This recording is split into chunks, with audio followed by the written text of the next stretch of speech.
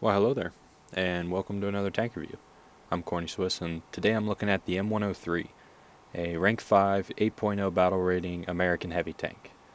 Now, as with all reviews, if there's a certain section of the review you want to watch, all the various parts are timestamped down below, so feel free to go click on those timestamps to take you to wherever you want to be. If you want to hear the garage portion of this review, let's get started. So the M103 was designed as a post-World War II tank meant to knock out Soviet heavy tanks at extreme ranges. And that's sort of evidenced by the gun. It packs a 120 millimeter gun with very good long-range capabilities. And that's primarily due to the shell choices. And with the recent buff to the M103, it now has a heat shell with 380 millimeters penetration at all ranges. So it can kill just about everything it faces. But the M103 in real life, according to my sources, never saw combat service. It was brought into service, but it never was used in combat. And you can understand why. The only war this tank was really around for was Vietnam, and I don't know how useful it would have been in the jungles and things like that. It might not have been tremendously useful. But it was designed and brought into service at the very end of the Korean War. So, I don't know. I can see why it wasn't. But we have it here in War Thunder. And a lot of people sort of peg this as the answer to Russian dominance. And to some degree that's true. Some degree it's not. But let's talk about the tank in more detail. So, what are you getting? You're getting a 56.3 ton tank, which is pretty heavy for Americans. 810 horsepower at 2,800 RPM and a 33 km per hour top speed. Well, it gets to that 33 km per hour top speed pretty quickly. It's not a really sluggish tank. The issue is that it doesn't go any faster. 33 isn't all that fast, but it does get there in a hurry. And I've actually been able to circle IS-4s thanks to the grunt in the engine having enough power to move the tank. I mean, eventually they catch up, but you can actually circle them a little bit. Maximum inclination 41 degrees, that's common for heavy tanks. Turret rotation speed 18 degrees a second. That's on par with the German heavy tanks, which also have durable turrets, so you know that's fairly average as well. 8 degrees of gun depression, 15 degrees of gun elevation. A little less than what you'd expect with American tanks. Usually you have 10 degrees and 20 degrees of depression and elevation respectively. However, it's understandable because this does have a much bigger caliber gun than most American tanks. Now, the most interesting part of this tank for me is the armor. And it's kind of good news, bad news. We'll pull up the little armor layout here. Alright. The hull armor, it says it's 127, 51, and 38. Front, side, and rear respectively. 127, 127, 51 on the turret. Alright, well let's look at that. Let's line this bad boy up. Alright. So the front of the hull is 114 millimeters on this upper plate. But it is sloped back really hard. So it is over 200. And if you hit the shoulders here, just good luck. It's over 500. Alright, okay, so that's cool. This strip in the middle is where the 127 millimeters are. And kind of the issue is it's not really sloped. The upper part is, and as you go down, the lower part kind of, but the upper part of this is over 200. The lower part of this is below 200. What does this mean? It kind of means that there's a section of this tank right here that is generally pretty weak. At close range, or even at long range, if an enemy can hit you here, you're most likely going to be knocked out. Primarily due to the layout and just the fact that the German shells, a lot of times they fire AP that explodes inside the tank, and that's a big problem. The lower plate, the belly of the tank is 114 millimeters, but thanks to all this sloping, it starts at about 200 and goes down. Alright, and there's another plate, right there, that's 38 millimeters thick. Effectively 160 down there where I can, reach it, but it's probably close to 38 right in here. And that's actually on the inside of the tank, it seems. So the front of the hull isn't great, but it's not bad. I guess by no means a bad front of the hull. It's just not great.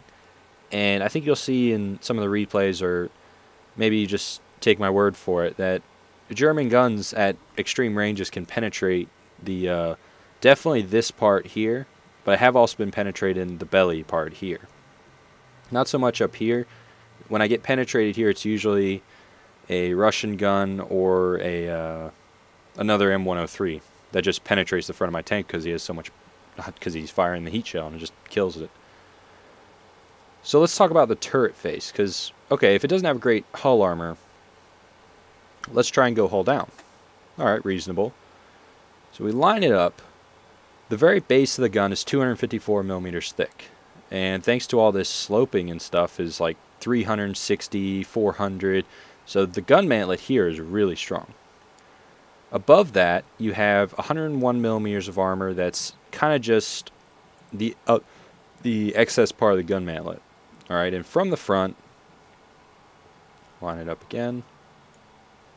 That's about 150 or so millimeters, so it's not all that thick. Now, above that and sort of below that is 127 millimeters of more armor, which, thanks to sloping, is over 200 millimeters, which is pretty good. And then on the sides, right here, you have 350 millimeters of armor, which is great, but notice how thin those strips of armor are. Not very good there. And then you have the start of the rest of the turret, 127 millimeters. It is sloped really, really hard, so it's pretty thick along here. There is some spots in here that aren't quite as thick. And then on the other side, same deal. But you'll notice that there are some spots, like here's one, for example, less than 200 millimeters on that seam there. You can kind of see where I'm talking about. It's right there.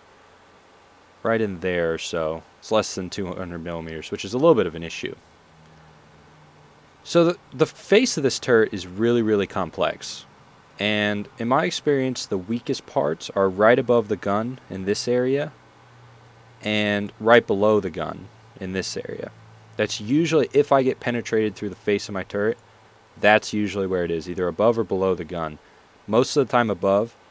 Russian 122 millimeter guns can penetrate that, and German guns can penetrate that. And usually if I'm faced with the front of an M103, I usually go for that shot as well and try and hit this part, because the ammo storage is back over here. So the turret is not invincible, but at long ranges it's pretty good.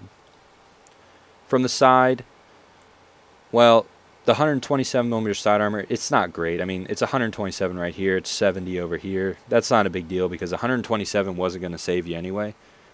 The base of the turret here is 137, but you know, like I said, it's not enough armor to really make a difference. If you get hit in the side of the turret, it's going to penetrate. Side of the hull, you know, 44 millimeters there.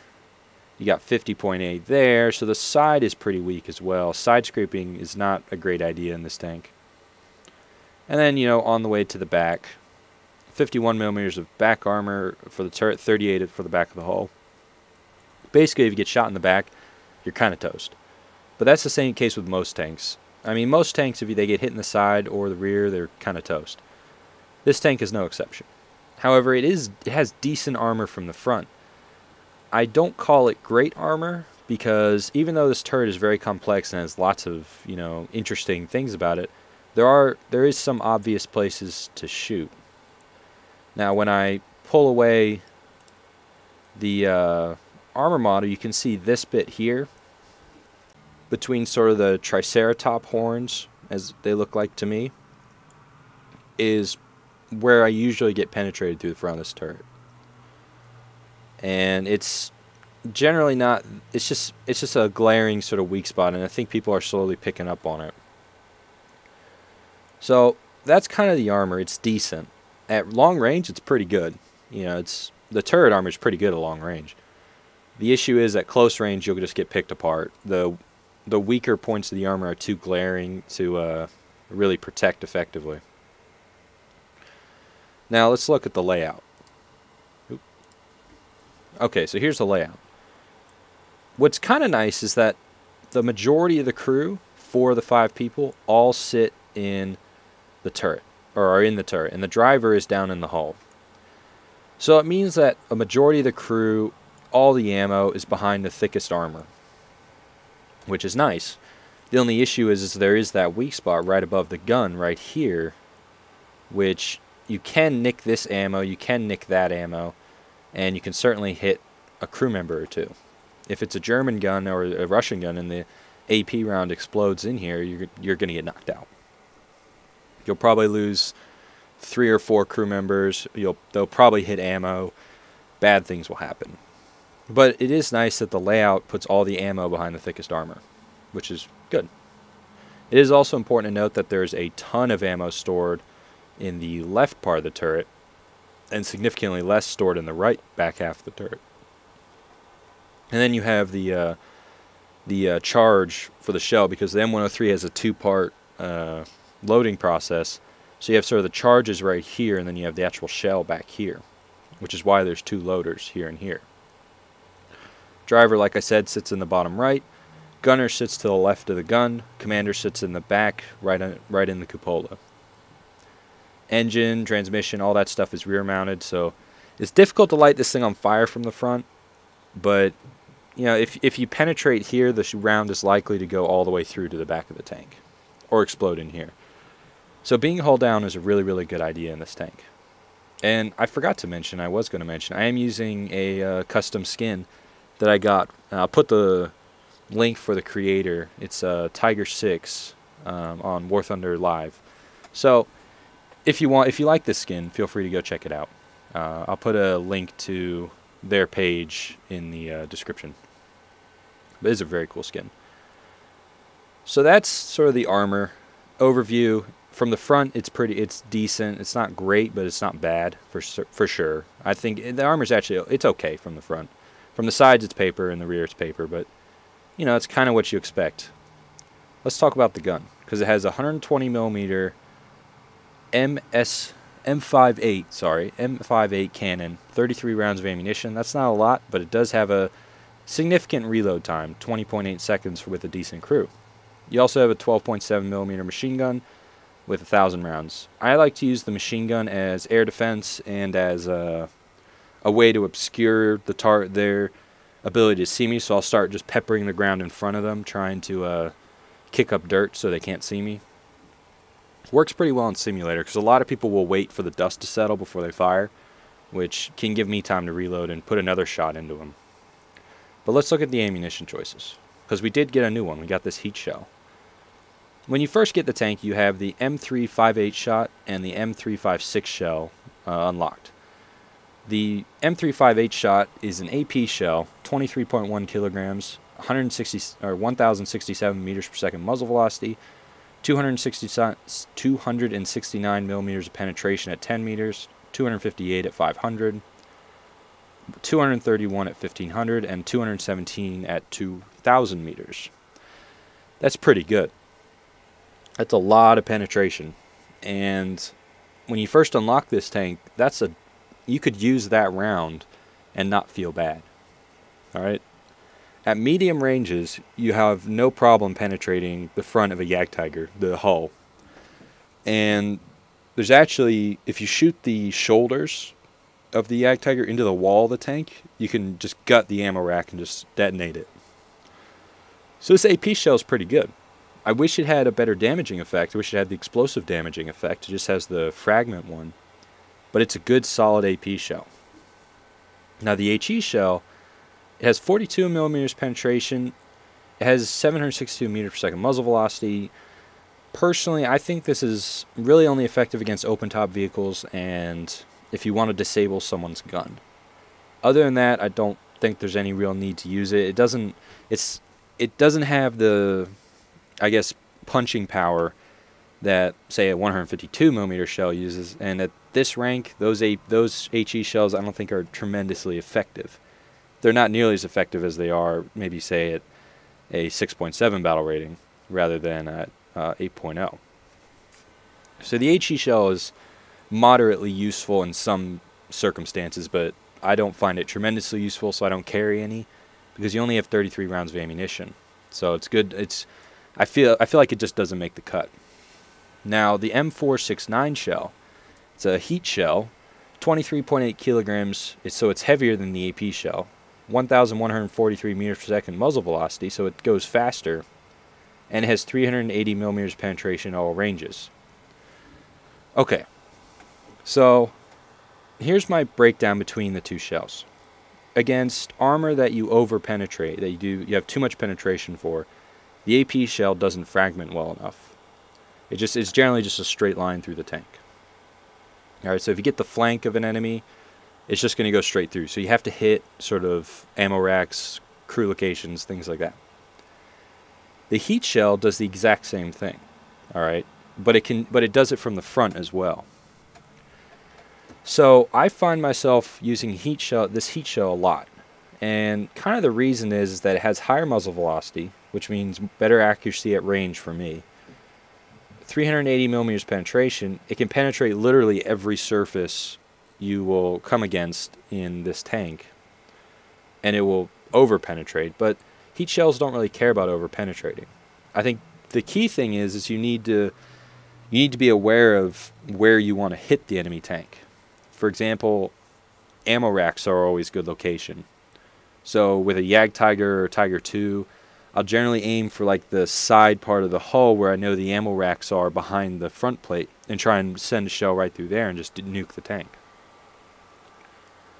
So I guess my reasoning for mainly using the heat shell is, one, it has billion penetration, which is nice, but also that the effect I get out of it a lot of times is the same effect I get out of the AP shell. I just get it at a lower muzzle velocity, and there's some situations where the AP shell will bounce, where at extreme ranges where the heat shell won't. So that's kind of my logic. I carry a good portion of AP shells as well, for those times when, like a dug-in Jagdtiger, a lot of times I'll try and use an AP shell, because if I need that finishing punch, you know. Because if the shell does fragment, it does a lot of damage. The AP shell, when it fragments, I think is better than the heat shell in just about every circumstance. The issue is it doesn't always fragment. Alright, so that's a little bit of a downer. But if you were to use either of those shells, I think it'd be a good decision. I like the AP shell, I like the heat shell. I personally choose the heat shell due to the muzzle velocity. But you can make an argument for the AP shell as well. So that's what I use, the heat shell. You could use the AP shell, and I would completely understand that logic. So take it as you will. So this tank is really kitted to deal with enemy tanks at extreme ranges, and that's kind of where you want to stay. Like I said, the armor from the front is decent. It's not great. But when you combine it with this gun, you want to be at like 2,000 meters anyway, because it's going to be very difficult for enemy tanks to penetrate your tank at 2,000 meters, whereas you can penetrate any surface they can present at 2,000 meters. So that's the goal with this tank, be really far away. And for the most part, you can do that on, the newer maps. The older maps, it's a little more difficult. But yeah, that's the play style, I think, with this tank. Try and be hull down, try and be a billion meters away, and just lob shells onto them. This tank is very accurate at long range. And there'll be a short clip where I kind of show what I mean. But anyway, quick overview of the entire thing. It's slow. Doesn't have a great top speed, but it does get to that top speed really quick. Alright, it has grunt in the engine, so you accelerate fairly well, and you have the ability to semi-circle tanks with slower turret traverse. Gun depression is alright. It's slightly less than average for American tanks, but it's not bad. Turret rotation, 18 degrees a second. That's on level with the German tanks, which have decent turret rotation, so this by default has decent turret rotation. Armor from the front is okay, not great. Armor from the side, paper. Armor from the rear, paper. Which, kind of what you expect. And rate of fire, it's decent, like 3 or so rounds a minute, which, is good for a 120mm gun, and I'm sure you can get it much lower with a better crew. So, with that all being said, let's move on to the replay, shall we? So in this first clip, I'm going to hopefully kind of show you what this tank is really, really good at. This is a realistic battle on Eastern Europe, and it's a domination game mode. And I'm not going to be playing exactly how I think this tank should be played, but I'm going to be playing as close as I can play. Because this map has a lot of wide open space until you get in the city. So the M103 can really, really do well here if you if you just don't go near the city, stay really far away from it, and just pound enemy tanks that are either heading into the city or are trying to post up just like you are. But at range like this is your ballpark. That's a Ferdinand way down there. He's, I think, like 1,800 or so. The first shot went low, so 1,800 meters or so. And the reason I said I wasn't playing exactly how I think this tank should be played is I move up a little bit in between shots, which, I mean, it's not horrible. You generally want to keep moving towards points of contention. But, I mean, this tank is probably not the best idea. The next shell also went short, so I'm just adjusting, ranging it in. And you can see how tight the range markers are on this heat shell. It's really, really easy to get shots on target because the adjustments you have to make are so slight. So that shell finally connected, hit his lower plate, set him on fire, which is good. And notice how we haven't taken a hit yet, and there we go. There's the first hit he's landed. But at this range, I don't really care about that because my armor is plenty good enough to deal with the Ferdinand at this range. It's another shell. That shell hits his, I think his loader or his gunner. Someone important. I think it was his gunner. Because there's not a surface of that tank that I can't penetrate from here. And I'm pretty sure, I mean, from here I probably could penetrate his, I could probably penetrate the front hull of his tank with the AP shell. But but then you're starting to get into this thing where you have to hit a specific part of the tank. With the heat shell, you don't have to hit a specific part to damage them. You have to hit a specific part to knock them out. But that's kind of difficult at this range.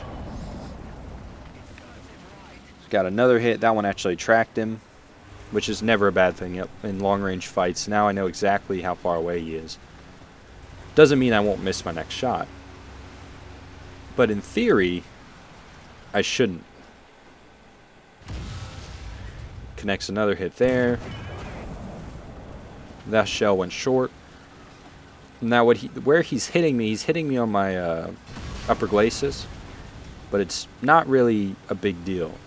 Right, the upper glacis is pretty thick at this range and really unlikely that he's able to really harm me. Hits me again. There's a Tiger II way off over there. So I send a shell on him, actually hit him low, and it goes in, hits his transmission, hits a couple other things, and knocks him out. Now this Ferdinand is still shooting at me. And I'm actually going to take a damaging hit here. And not, you know, just like a, oh, your commander's dead type hit. He's actually going to get my driver, which makes me think that he snuck a shell into the, weaker part, the weaker seam of my tank. But don't worry, he won't do it again. But the important thing is he did damage my transmission, and he's knocked my driver out. So I'm going to chalk that one up to RNG. And because at this range it's very hard to hit specific points twice. Like that shot, I was aiming at just the center of mass of his tank, and I actually hit the extreme left of his tank and gutted his ammo racks. Now, I don't think that says anything about the accuracy of this gun, because I did hit a target within a couple feet of where I aimed it at pretty long ranges, so that's pretty good. Now there's another Ferdinand who's parked way over there, and I am not the center of attention for him, which is kind of an advantage of being really far away, is that most of the time you're not the guy they're focusing on. Same thing there, I get a shot into the lower plate that sets him on fire. And we're just going to wait for the reload. Training weapon reloading on your tank crew that drives this tank is going to be pretty important. Because if you could be firing these shells really quick, you could basically dominate a game with this tank from range.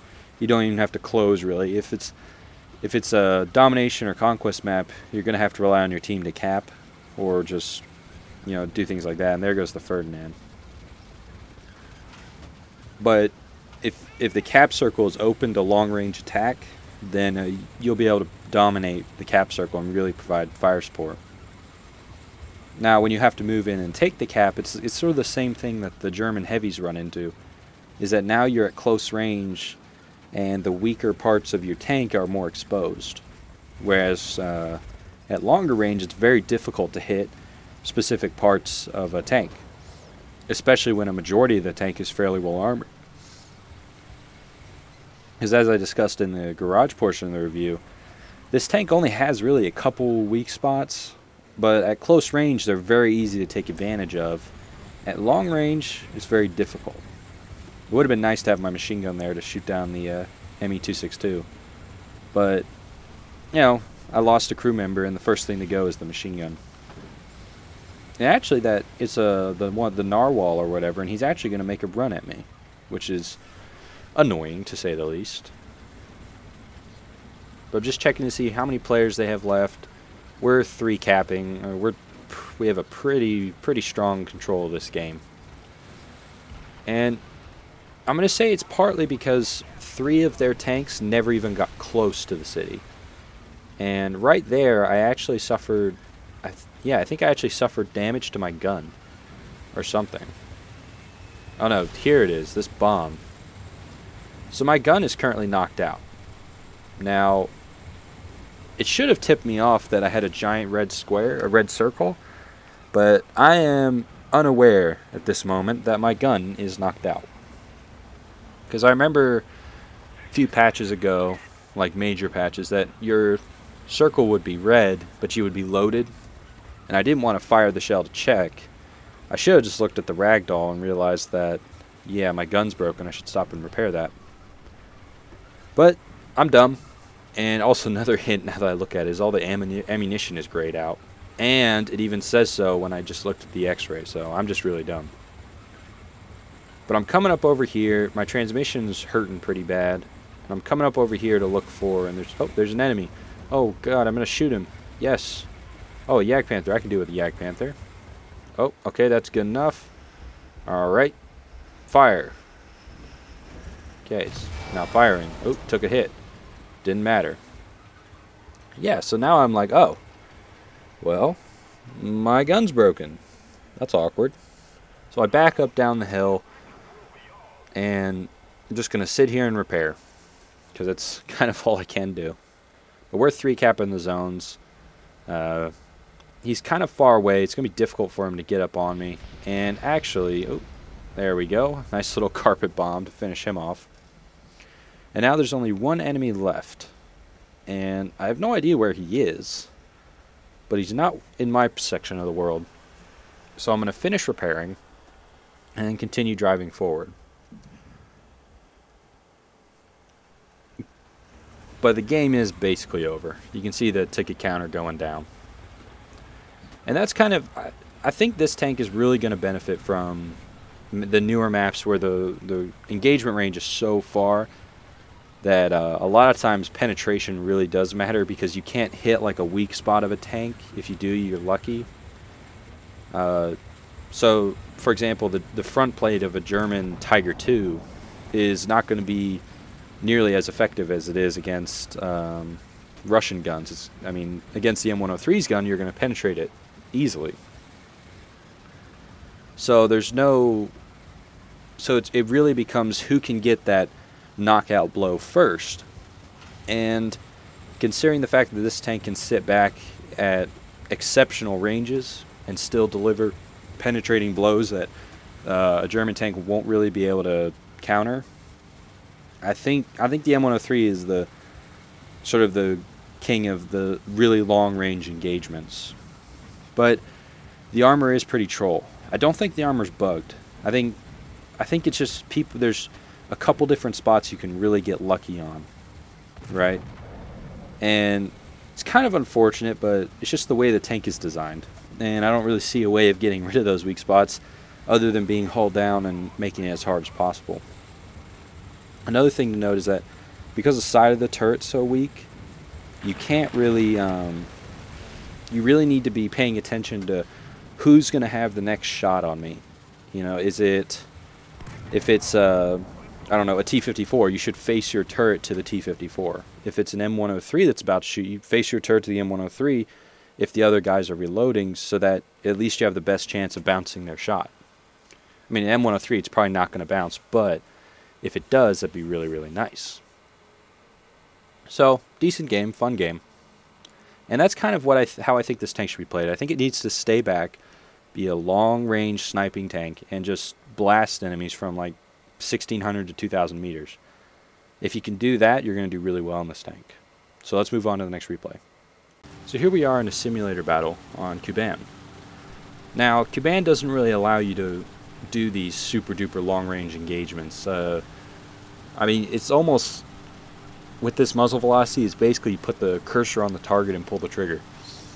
And you'll probably hit whatever you're aiming at. Now, I did join this game late, but I didn't 100% realize how late it was. Like, I didn't know quite where the enemy were going to be.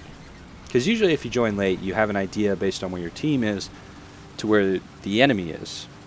But the enemy are going to be pretty sneaky. But we'll also kind of see the power of this gun in close ranges. So I come up over here, and actually, oh, there's a Panther. Rip. Ouch. Got my driver, damaged my engine, did all kinds of bad things to me. But I send my first shell right through his tank, sets him on fire, he blows up, which is nice. Now, there's going to be a couple more of these guys. There's another Panther, too, who's right behind him. And he's going to start testing the corner here. And I'm all loaded up, ready to go. I can see the edge of his tank. Nope, he's starting to move around. I'm looking around. Oh, there he is. Bounces a shot off me. I send a shell right into his ammo rack through a very heavily angled part of his hull and knock him out. Now here's another Panther too. He bounces a shell off the front of my tank. And I think as people get used to the M103, like fighting it, I think these bounces are going to happen a lot less. I think people are going to come to feel out the front of this tank. Because most people won't shoot at the seam of the armor. They'll shoot at like the lower plate or I don't know, the face of the turret. They generally won't shoot sort of the seam area, which is really where you need to kind of need to shoot this tank from the front. But he's trying to get me to fire here, and obviously I don't want to.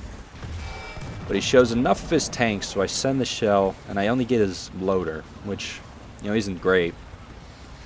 But he does back up around the corner, so I keep moving forward to kind of make it so that he can't hit that lower plate weak spot. He's going to have to penetrate the front of my turret, which he can do, but it's going to be difficult.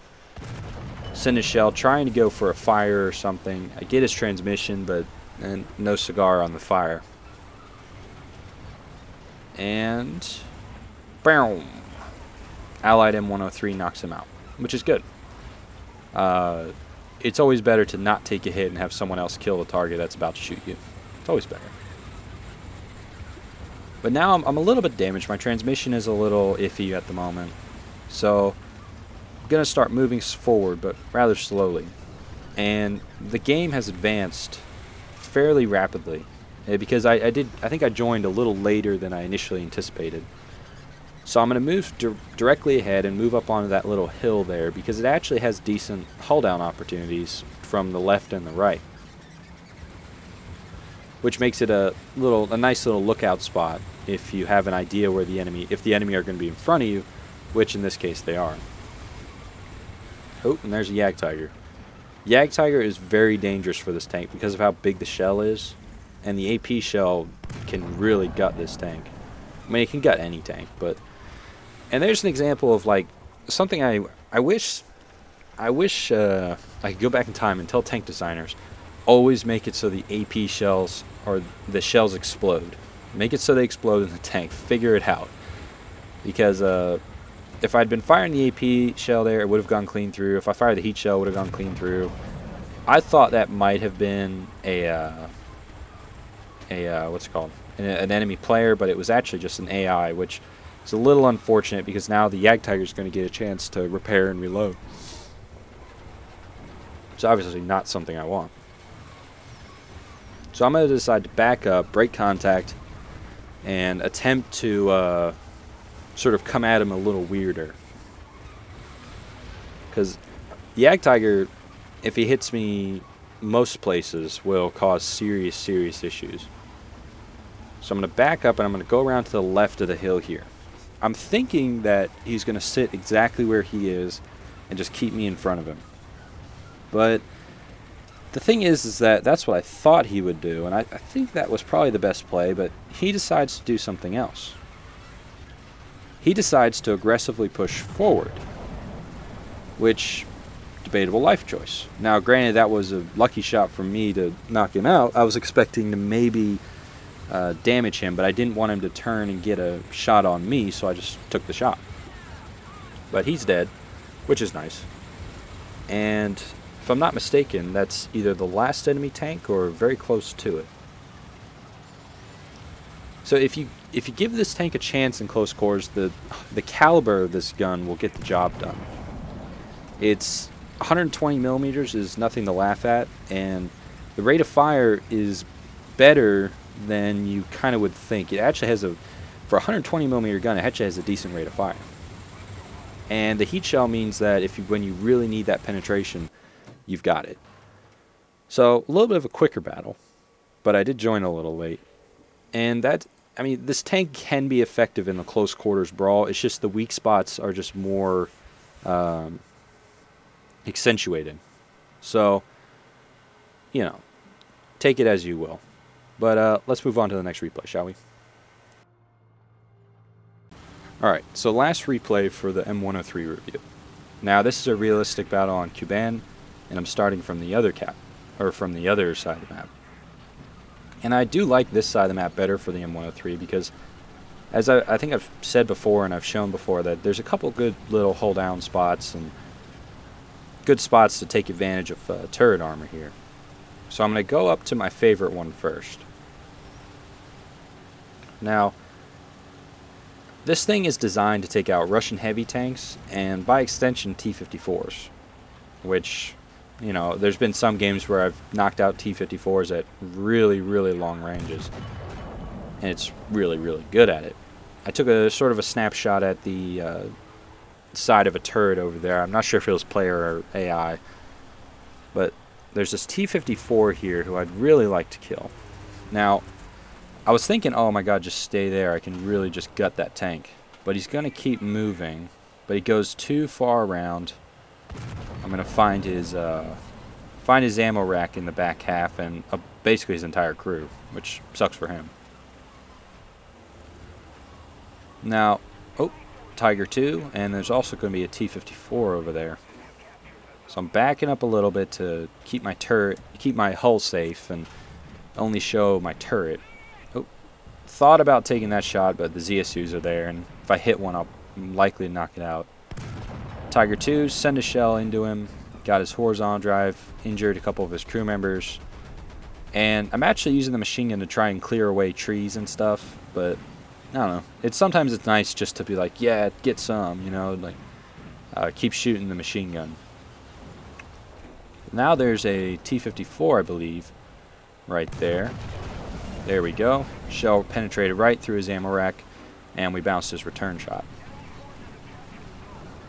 Now, up here is soon, not yet, but soon there's gonna be a little bit of an engine power demonstration. And I know it won't be against the greatest of targets, but it's against it proves a point nonetheless. Oop, there's some enemies spotted. Didn't penetrate the front of the T-54's turret there. Must have hit it poorly, because usually that would penetrate. But the enemy actually have a really strong position right now, as much as it doesn't look like it. Now the reason I say that is they're below us, alright, but they're below us to the extent where to shoot at them we have to come over a hill. we can't just sit on our nice little hill and shoot down on them and remain hull down. We actually have to go over the top of the hill, which plays into their hands. I think what happened there was the guy was actually behind the hill and just barely the top of his tank, and I hit the hill in front of him. But I'm going to keep moving forward because there's a lot of enemies down over here. And this is what I mean. I have to come over the top of this hill to put shots into these guys, which is something I really don't want to do. And I just can't get the gun quite far enough down. That's that 2 degrees of gun depression I'm missing. I mean, the reason is because it has a much bigger gun in it, and the breech is much bigger, so it can't go as far up and down inside the tank. There's an M103, and I actually hit the IS-2, the AI IS-2 directly in front of him, which is annoying because I didn't see an IS-2 there. But gonna keep just plugging away with the machine gun. And that ZSU is getting really annoying, the enemy ZSU over there. So I'm just gonna line up a shot on him. Good night, see you later. And now we're kind of in a sticky spot. It's, we hold B, they hold C, and there's a big fight for A. But it's, and I used the machine gun sight there to kind of get a better view of what was going on down there. And I decided, okay, I need to try and put a shot into this M103. Missed it, unfortunate. But then I'm like, okay, I can't stay up here, so I drop down. And my goal here is to go left and then go around this hill and start shooting him in the side. However, there's going to be a wild IS-4 is going to appear. And, you know, that's cue the Western music, because that's what this tank kind of was designed to compete with, is IS-4. He fires and misses. I fire and only get his cannon breech, which is unfortunate. What I should have done is gone for his the unangled portion of his front plate and just tried to find an ammo rack through that. But now I'm going to try, and I know it's bold, but I'm going to try and circle around this IS-4. Get a decent shot there, but it didn't really do a whole lot. It got his transmission, so he's not going to be moving, but he wasn't going to be moving anyway because he needs to repair his cannon breech. Got an Allied a Panther G here, so I'm going to come over here, turn myself to face him, and then help this guy repair. And boom, another shell into him. But we didn't get it done there. Bounce his return shot. That's what I mean. That's why I say this armor isn't bad, because, or just decent. It's good. It's just, it's okay. It's not great. It's good, but not fantastic. It's above average, but not, you know, exceptional. So now I really don't want to take a return shot. So I've got his gunner. So now I'm going to put this engine to work here, get up and around him, because his, I know where his ammo rack is. One of his ammo racks is behind in the back of the turret. So I'm going to get right up. And I was going to reload before he could turn the gun anyway.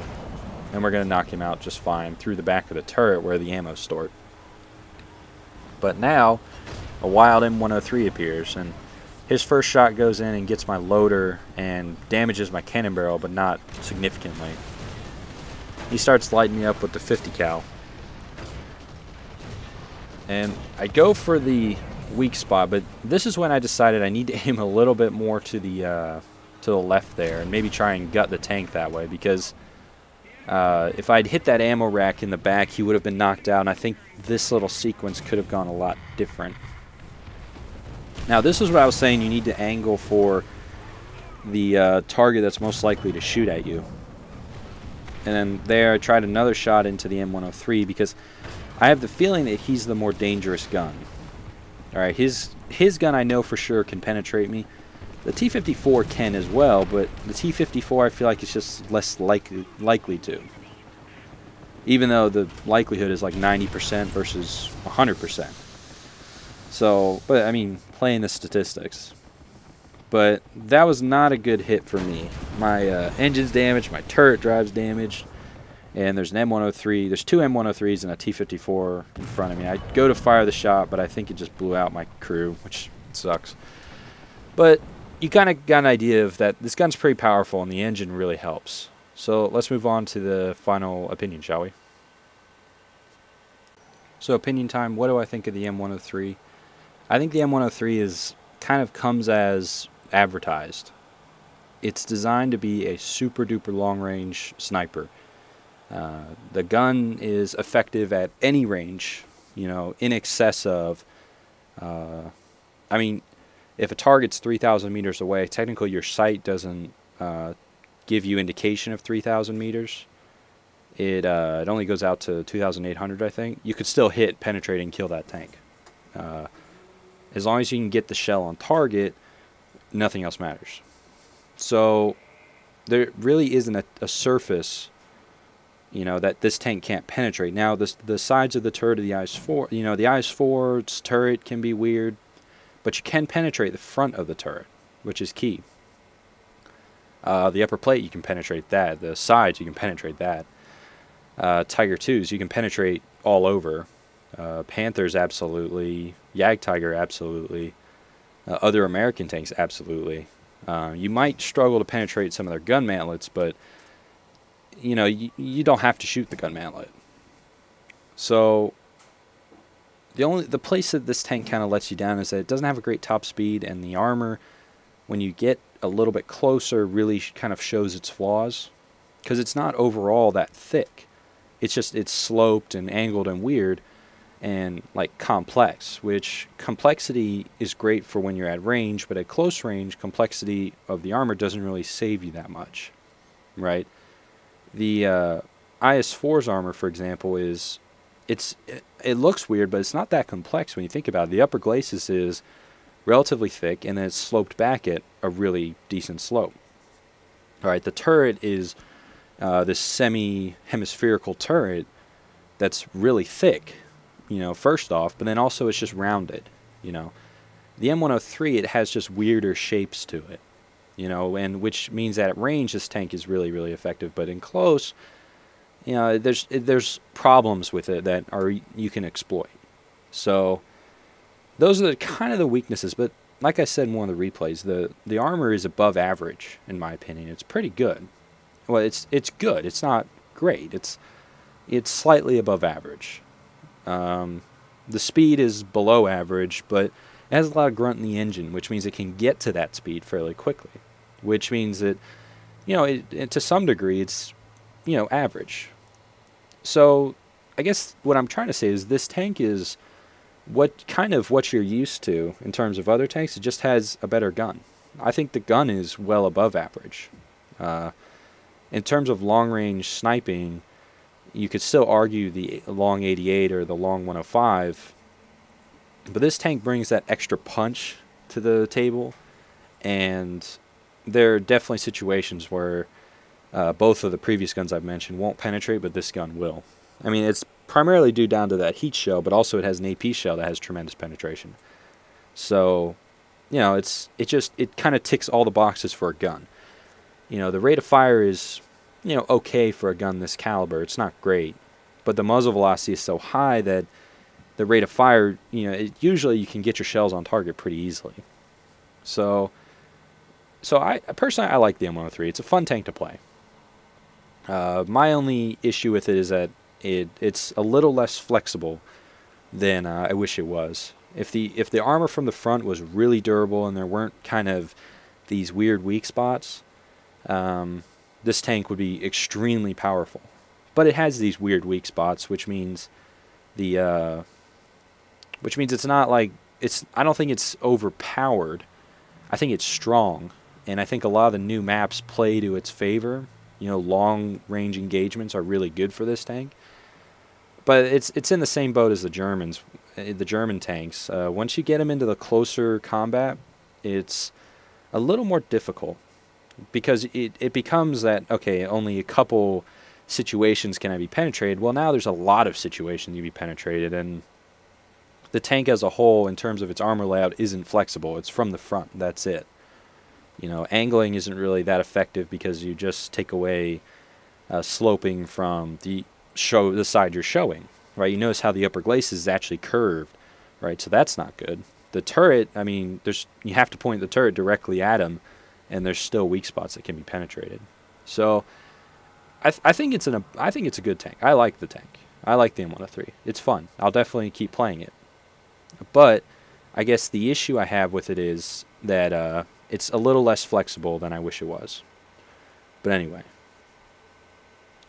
So, yeah, that'll be it. Thanks for watching. I hope you enjoyed. I hope you learned something. I hope this helps you play this tank or gives you an idea of what to expect or how to fight this tank. Like I said, the right above the gun, right below the gun, and this seam here, that's primarily where you want to shoot this thing. From the side, shoot it anywhere. From the rear, shoot it anywhere. You'll penetrate. But anyway, feel free if there's something I wasn't clear about, ask questions down below or just comment, whatever you want. I do like reading the comment section. And yeah, so thanks for watching. I've been Corny Swiss, and I'll see you next time.